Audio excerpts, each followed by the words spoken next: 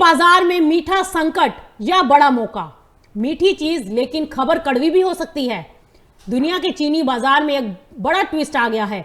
जहां पहले सरप्लस यानी ज्यादा सप्लाई की बात हो रही थी, अब वही सरप्लस तेजी से घट गया है। केजारनिको की ताजा रिपोर्ट के मुताबिक साल 2026-27 में ग्लोबल शुगर सरप्लस घटकर सिर्फ 1.1 मिलियन टन रह सकता है। जरा सोचिए, फरवरी में यह अनुमान था 3.4 मिलियन टन और मार्च में घटकर हो गया है अब सीधे 1.1 मिलियन टन, यानी सिर्फ कुछ महीनों में मीठा बाजार हो गया टाइट। तो आखिर ऐसा हुआ क्या? इसका जवाब है अल नीनो। ये मौसम का वो खेल है जो पूरी दुनिया के गन्ना उत्पादन को हिला सकता है।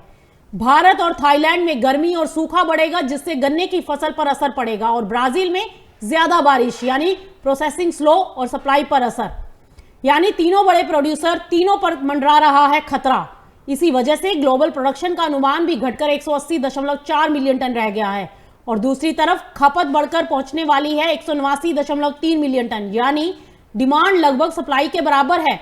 और यही वो पॉइंट है जहां से बाजार में तेजी की चिंगारी भड़क सकती है।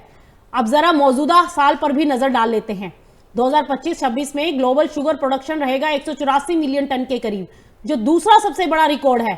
लेकिन सरप्लस यहां भी घट रहा है, घटकर 5.8 मिलियन टन पर सिमट रहा है, जबकि फरवरी में था ये 8.3 मिलियन टन।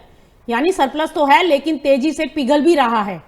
वहीं अब भारत की बात कर लेते हैं। भारत की बात करें तो भारत में उत्पादन रहेगा 28 मिलियन टन से थोड़ा सा कम और थाईलैंड में बढ़कर 12 मिलियन टन। लेकिन अल नीनो का खतरा अभी भी मंडरा रहा है। तो आप समझ लीजिए, चीनी बाजार अब एक बेहद नाजुक मोड़ पर है। एक तरफ घटता सरप्लस, दूसरी तरफ बढ़ती खपत और ऊपर से मौसम का खतरा। अब बड़ा सवाल, क्या चीनी के दाम में आएगी तेजी या फिर सप्लाई संभाल लेगी बाजार? क्योंकि ये सिर्फ मिठास की कहानी नहीं, ये है ग्लोबल मार्केट का एक बड़ा गेम और इसका असर आपकी जेब से लेकर किसानों की कमाई तक जाएगा और ये आने वाला वक्त बताएगा।